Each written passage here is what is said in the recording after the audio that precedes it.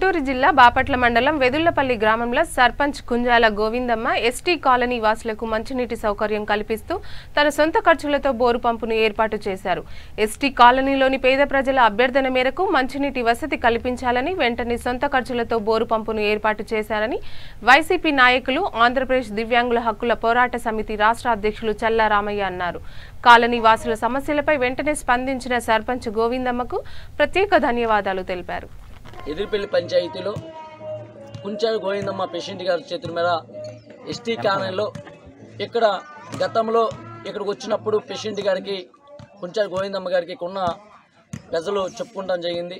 మంచినీరు వసతి లేదు, మంచినీళ్ళు మాకు మేము ఎక్కడో రోడ్డు మీదకి వెళ్ళి పక్కెళ్ళి తీసుకొచ్చే పరిస్థితి జరుగుతుందని చెప్పి కూడా ఈ కొన్న ప్రజలు చెబుతాం జరిగింది.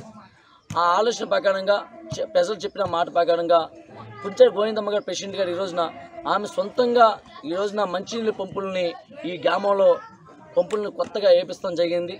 తప్పకుండా ఇక్కడున్న ప్రజలందరూ కూడా సంతోషపడి ఈరోజు గోవిందమ్మ గారికి కూడా ధన్యవాదాలు తెలుపుకుంటున్నారు.